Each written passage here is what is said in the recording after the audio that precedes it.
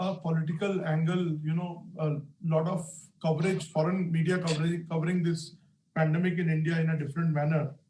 You are representing the entire country here and abroad. So how do you defend this? There is some sort of politics is also around this COVID situation in India. So how do you look at it? Well, sadly, you are right. I wish it wasn't so.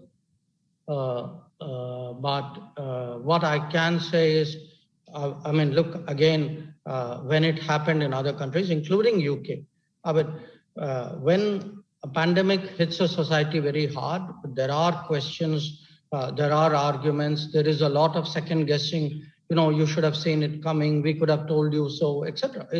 And it's not unique to India, okay? It's happened in other societies as well. In our case, yes, I'm very conscious of our own debate, obviously. It's something I hear and I'm involved with every day. People have spoken about elections. Now, obviously, we are a democratic country. You don't stop elections in a place like India. The only time I remember we stopped elections was an era which, some decades ago, when I was very much younger, where none of us really wants to be associated with that kind of memory. Now, we are a democracy, okay? We are a very argumentative society. Now, there will be this kind of point scoring. Somebody will say, this crowd contributed to it. Somebody else say, well, that crowd contributed to it. Somebody will say, well, some individual or leader A didn't wear a mask here. Somebody will say, well, leader B didn't wear a mask there. So I would say when I go out, in my sense, in my view, I think we need to put a pause to it. We have a serious national crisis. The fact is, societies are defined by their ability to come together when you deal with a crisis of this magnitude. It's like a war. What happens when there's a war? People actually come together as a society. So I would hope very much that that's what we do. Now, I realize that when it comes to the press, our press, foreign press, people will focus on us. It's natural. They will not see. It's people in governance would understand the problem because everybody is been through it, or will say, well, that could be me tomorrow. I think people who say the Indian community will get it because they're worried about their relatives, their friends, their well-wishers out there.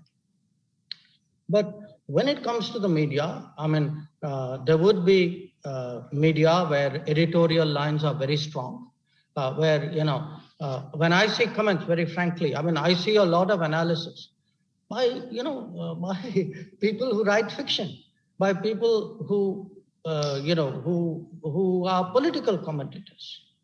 Now, I'm not saying they shouldn't have a view. Everybody has a right to a view in this country. But I would take very seriously the public health people, the people who would actually sit very objectively and diagnose and analyze why we are facing the problem we are. And the fact is that we are facing that problem because these two viruses, the variants, the 117 and the 1617, they have really hit us very, very hard. And they are far more virulent than the virus strain that we saw last year. If you just look at our numbers. We had, I remind you of where we were in February. At the end of February, we were less than 10,000 cases a day. Today, we are at 350,000 cases a day. It just went up like that. Now, today you can say, well, you should have seen it coming. But let's face it, you and I both live in that same society. We saw societal fatigue with the lockdown. Today, people are urging lockdowns who were opposing lockdowns earlier. I would say, at the end of the day, when I go abroad, I would try to make people understand these are my challenges. this is where international partnerships come into being. Yes, yesterday, most of my meeting with Secretary Tony Blinken was actually devoted to what will be the solutions in India and the solutions abroad. And the heart of the matter will be vaccines.